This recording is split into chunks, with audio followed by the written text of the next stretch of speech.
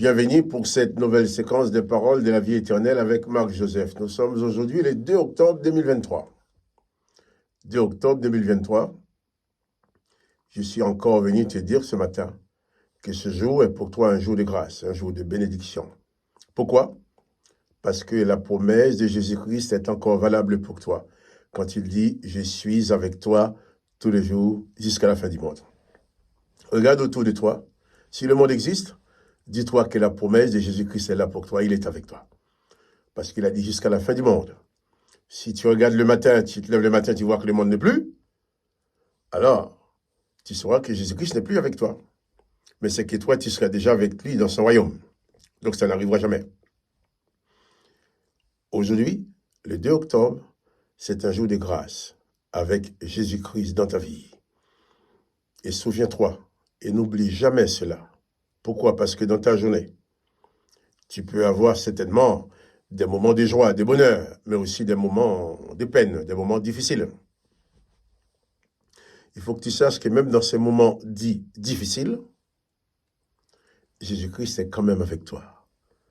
Il faut que tu en prennes conscience, en sorte que tu puisses bannir de ta vie toute forme de panique, de crainte. Parce que Jésus-Christ qui est avec toi a le pouvoir de tout maîtriser. Il y a des choses que tu ne peux pas maîtriser, que tu ne peux pas contrôler. Mais avant même que ces choses arrivent dans ta vie, Dieu le Père de Jésus-Christ le sait déjà.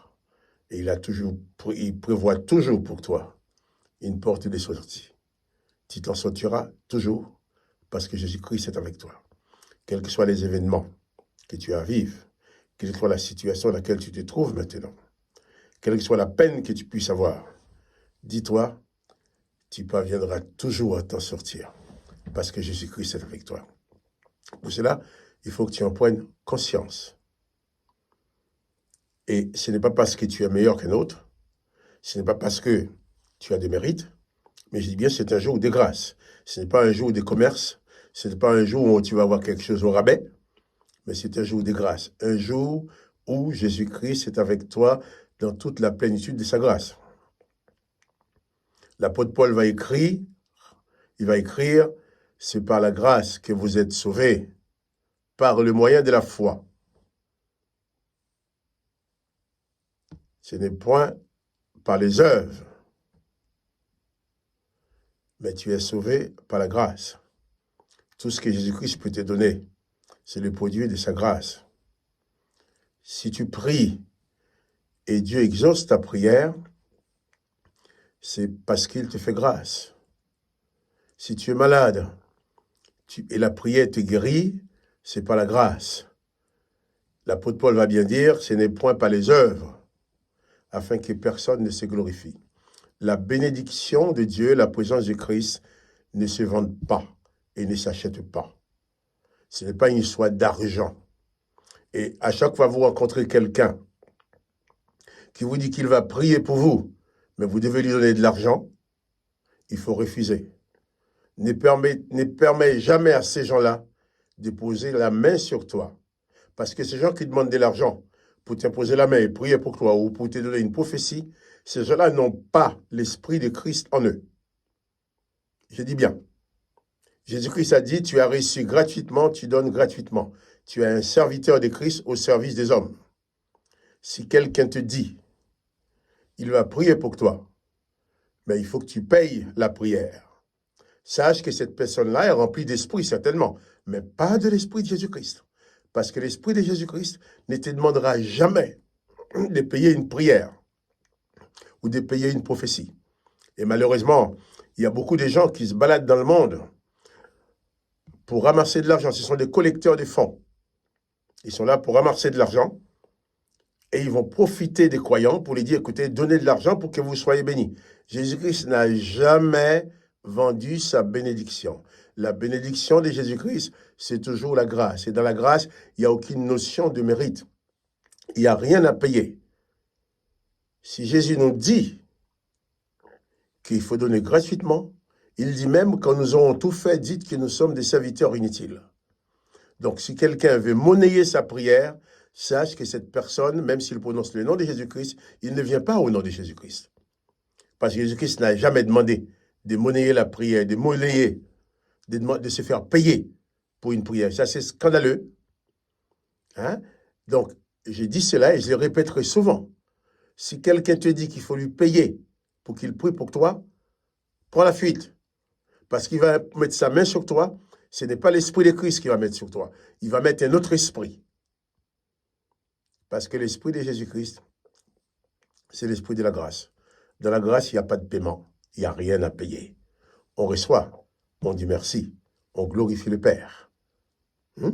Mais on ne se fait pas payer. On ne paye pas une bénédiction. Jésus-Christ n'a jamais fait payer personne. Et il n'a jamais dit de nous faire payer. Si quelqu'un doit t'offrir quelque chose, on va te faire un cadeau. Mais si toi, tu lui demandes, tu l'exiges, ou tu vas prier dans l'espoir qu'on te donne de l'argent, ce n'est pas le Christ qui est avec toi. Tu prononces le nom de Christ. Mais nulle part, Jésus-Christ a demandé à ses disciples de se faire payer le service. Donc, c'est un jour de grâce. Un jour où gratuitement, Jésus-Christ va t'accompagner, va agir dans ta vie, gratuit pour toi. Mais Jésus-Christ, lui, il a payé. Et je vais lire ce texte. Dans Marc chapitre 15, au verset 37.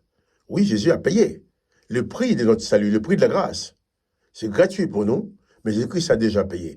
Et personne, il ne faut permettre à aucun charlatan de te faire payer la grâce que Jésus-Christ a déjà donnée. Et s'il te fait payer, ce qu'il va te donner n'est pas de Jésus-Christ. Lisons Marc chapitre 15, verset 37. Mais Jésus, là, il s'agit de Jésus qui est sur la croix, qui a soif. Il faut lui donner du vinaigre à boire. Et les gens vont se moquer de lui en disant, voyons, on voit, si Élie va venir le sauver. Mais Jésus, ayant poussé un grand cri, expira.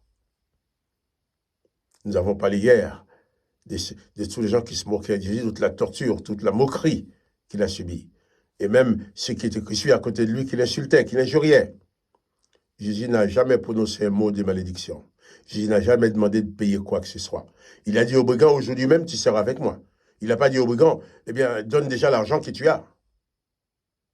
Tous ceux qui prêchent l'évangile pour l'argent, prêchent pour leur ventre. Mais ce n'est pas l'esprit de Jésus-Christ qui les conduit.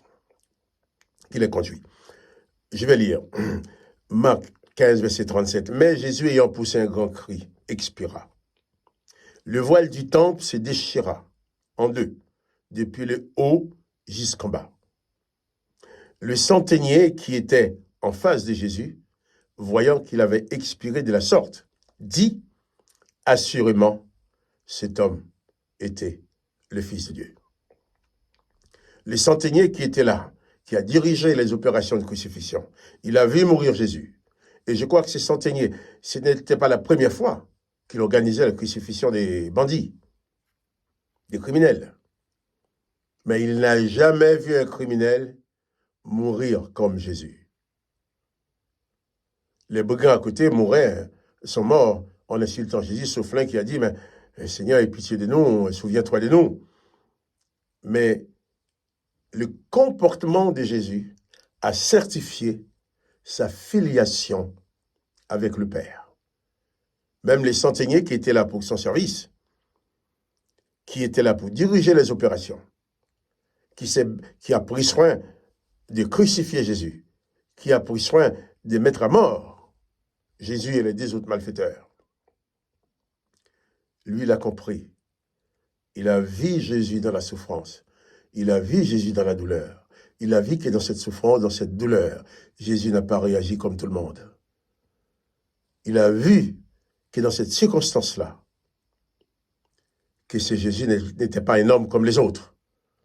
Et c'est ce centenier qui va dire, on reviendra là-dessus demain matin, certainement, cet homme était le Fils de Dieu. Toi aussi, moi aussi, nous avons à prendre l'exemple sur Jésus-Christ, qui même dans la souffrance, dans le malheur, même au moment où on se moque de lui, on les frappe, on enfonce la couronne d'épines dans sa tête. Aucune parole de malédiction n'est sortie de sa bouche. Il n'a maudit personne. Au contraire, il a dit, Père, pardonne-leur, car ils ne savent ce qu'ils font. Jésus-Christ est notre modèle. Si nous voulons le suivre, il faut suivre le modèle. Le seul modèle, c'est Jésus. Ce n'est pas les pasteurs un-tel, le père un-tel ou machin. Non, tout ça, ce sont des hommes qui ont besoin d'être sauvés comme nous. Nous faisons ce qu'il nous faut. Nous faisons ce qu'il faut pour conduire les hommes à Jésus-Christ. Mais nous ne sommes pas les marchands du temple. Nous ne sommes pas là pour vendre l'évangile. Nous ne sommes pas là pour vendre la prière. Nous ne sommes pas là pour vendre les prophéties. Nous ne sommes pas là pour voler l'argent des gens. Nous ne sommes pas là pour dépouiller les malheureux pour qu'ils méritent nos prières. Et cette prière que les gens font pour toi au prix d'argent n'a aucune valeur. Puisque cette prière ne vient pas de l'esprit de Jésus-Christ. Parce que l'esprit de Jésus-Christ ne te demandera jamais ton argent. Jésus a payé. Et comme le centenier a vu mourir Jésus, Jésus n'a demandé à personne de payer quoi que ce soit. Il s'est donné gratuitement pour toi, pour moi. Et c'est ce Jésus qui te dit, je suis avec toi tous les jours, jusqu'à la fin du monde. Donc, pas de panique. Tu es aimé de Jésus. Le sang de Jésus a coulé pour toi. Il est mort parce qu'il t'aime. Il te fait grâce. Jésus, source de grâce et de bénédiction pour toi. Alors que le nom de Jésus soit béni. Tous les jours de ma vie, je glorifierai le nom de Jésus. Parce que c'est le nom de mon salut, le nom de ma délivrance. C'est le nom qui me libère du péché, le nom qui m'assure de la vie éternelle. Et pour toi aussi, souviens-toi, n'oublie pas que Jésus-Christ est avec toi. Ne panique pas devant les circonstances. Élève ta foi vers Jésus-Christ. Crois en lui, en sa puissance, en son amour pour toi.